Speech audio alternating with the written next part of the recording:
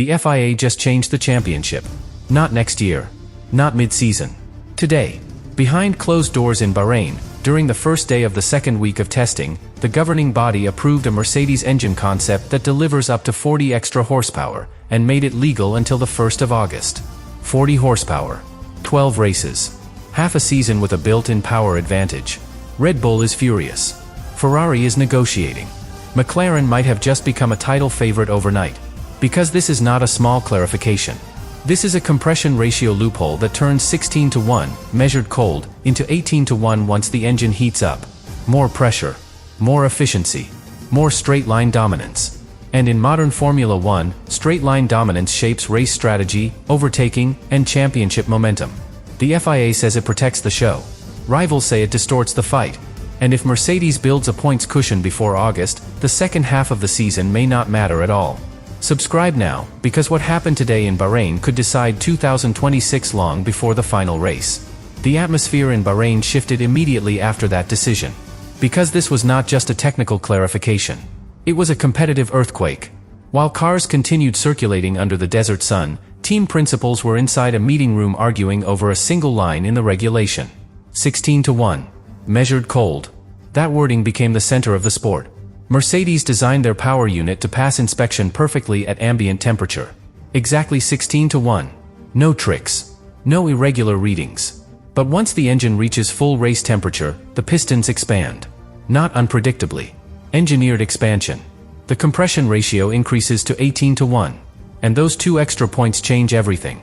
Higher compression improves combustion efficiency. Improved efficiency means more usable energy per ignition cycle. More usable energy translates directly into power. The estimated gain is close to 40 horsepower. On modern hybrid power units, that number is enormous. It affects acceleration out of slow corners. It increases top speed on long straights. It alters overtaking dynamics before the braking zone. And here is where the tension escalated.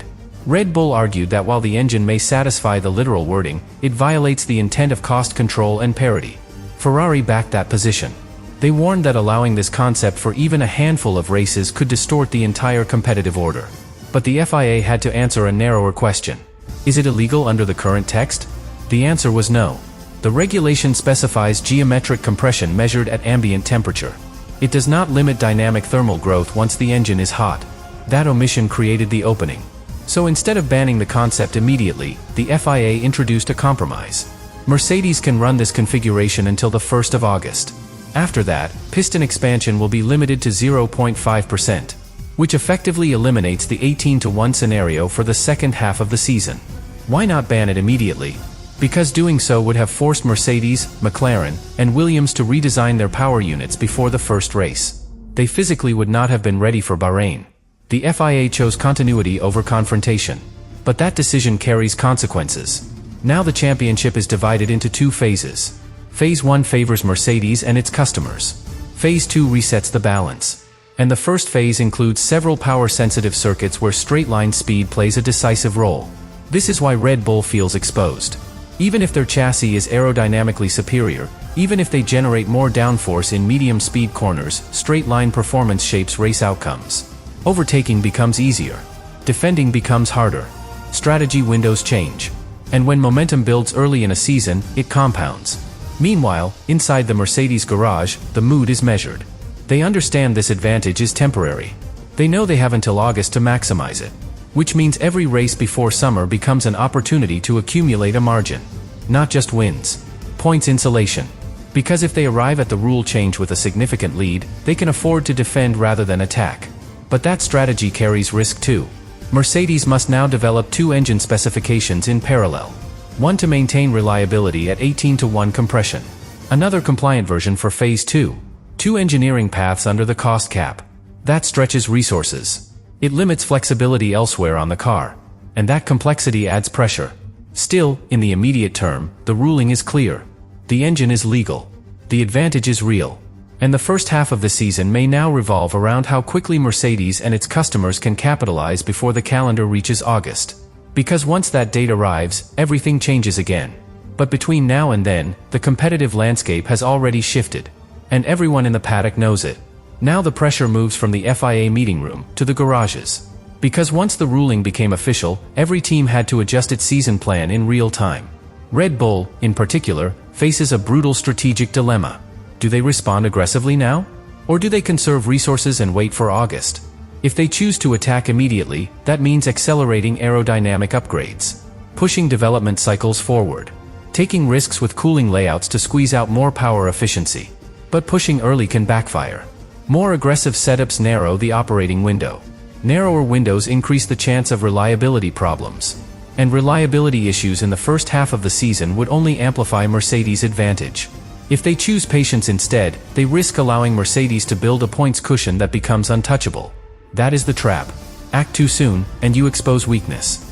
Act too late, and the gap grows. Meanwhile, Mercedes is not celebrating loudly. They understand something critical. This is not just a power gain. It is a structural edge. An 18:1 compression ratio improves combustion stability with the new sustainable fuel blends. That means smoother energy delivery, better thermal efficiency, greater flexibility in race management. It is not simply about top speed on a straight. It influences the entire rhythm of a race. Less lift and coast, more consistent deployment, stronger defense when needed. And that consistency over 12 races can quietly build a championship foundation. Now consider McLaren. They do not carry the burden of engine development. They receive the finished product, which means they can dedicate full focus to chassis evolution.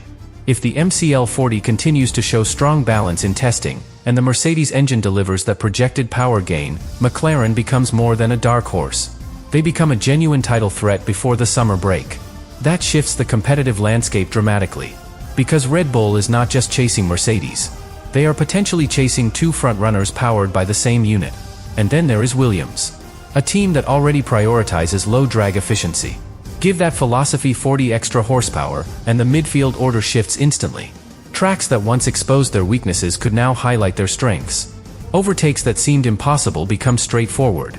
Points that were uncertain become realistic. This ripple effect is why several teams oppose the FIA decision so strongly. It is not simply about one constructor benefiting. It is about a cluster of teams gaining synchronized advantage. Ferrari's response remains calculated. Public frustration. Private negotiation. There are strong suggestions that technical flexibility around their exhaust wing concept was part of the broader compromise. Formula One politics rarely operate in isolation. But beneath the political layer lies a simple competitive truth. The season is now split in two. Phase 1 rewards bold interpretation of the rulebook. Phase 2 tests engineering resilience. When August arrives and piston expansion is limited to 0.5%, Mercedes must introduce a compliant engine. Lower compression. Lower theoretical output. Less real-world validation. If that engine struggles with reliability, the narrative flips instantly. Red Bull and Ferrari will be ready to strike. But to strike effectively, they must remain close enough in the standings. That is why every race between now and the 1st of August carries amplified weight. Each podium. Each fastest lap. Each strategic call. They all accumulate into either insulation or vulnerability. And perhaps the most fascinating element is psychological. If Red Bull believes Mercedes holds a structural advantage, the pressure on drivers increases. Risk tolerance changes. Aggression levels rise. And small errors become more likely. Championships are not only decided by machinery. They are shaped by belief. Today's decision altered belief inside the paddock. Mercedes sees opportunity. Red Bull sees urgency. Ferrari sees leverage. McLaren sees possibility. And as testing continues in Bahrain, under the same desert sun, the competitive atmosphere feels heavier. Because this was not just an engine clarification. It was a strategic reset. A single sentence in the regulation, measured cold, has reshaped the trajectory of the season. Now the countdown to August has begun. And between now and that date, the fight will not just be about who is fastest. It will be about who manages this divided championship better. Because once Phase 2 arrives, there may be no time left to recover what was lost in Phase 1. But here is where the story becomes even more volatile. Because once the FIA confirmed the engine was legal until the 1st of August, something else changed. The championship timeline compressed. Every race before summer now carries double weight. Think about it. If Mercedes wins 4 of the first 6 races, that is not just momentum. That is insulation. If McLaren consistently finishes on the podium with that same engine, that is not just progress. That is pressure on Red Bull from 2 fronts. And pressure in Formula One does not stay contained. It spreads. Engineers begin questioning design philosophy. Strategists begin second-guessing conservative calls. Drivers begin pushing beyond the ideal limit. And when drivers push beyond the limit, mistakes appear. Small lockups, aggressive overtakes, risky tire strategies. Those small details accumulate over a season. Now imagine we arrive at Belgium with Mercedes holding a 70-point advantage. August comes. The new restriction on piston expansion takes effect. The 18-to-1 compression era ends. Mercedes introduces the compliant unit. Performance drops slightly. But does it matter? If the gap is already significant, they no longer need to dominate. They need consistency. They need clean weekends. They need control. And control is easier when you are defending a lead rather than chasing one. But here is the risk Mercedes is accepting. Developing two engines in parallel under the cost cap stretches resources thin. Every hour spent refining the high compression unit is an hour not spent perfecting the compliant one. When Phase 2 begins, that new engine will have limited race mileage, limited stress testing. If a reliability failure strikes at the wrong moment, the championship narrative flips instantly. Red Bull knows this, which is why their objective is not immediate revenge. It is proximity. Stay close enough that one Mercedes failure changes everything. But staying close is harder when straight-line speed defines track position. Overtaking becomes strategic warfare. Undercuts become more critical. Qualifying becomes even more decisive. And qualifying pace may favor Mercedes-powered cars on power circuits. This is why the FIA's decision feels explosive. Not because it breaks the rulebook, but because it exploits its silence. The regulation specified compression measured cold. It did not define what happens when the engine is hot. Mercedes engineered inside that silence. And for half a season, that engineering is rewarded. The rest of the grid is now adapting in real time. Audi watches carefully. They followed the regulation literally. Now they see interpretation rewarded. Aston Martin feels stranded with a less powerful unit. Williams senses opportunity. McLaren senses destiny. Red Bull senses urgency. And the fans sense something else.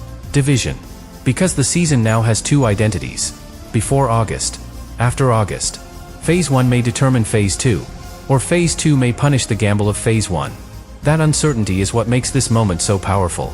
Today was only a test session on paper. But politically, strategically, competitively, it was far more. A single directive.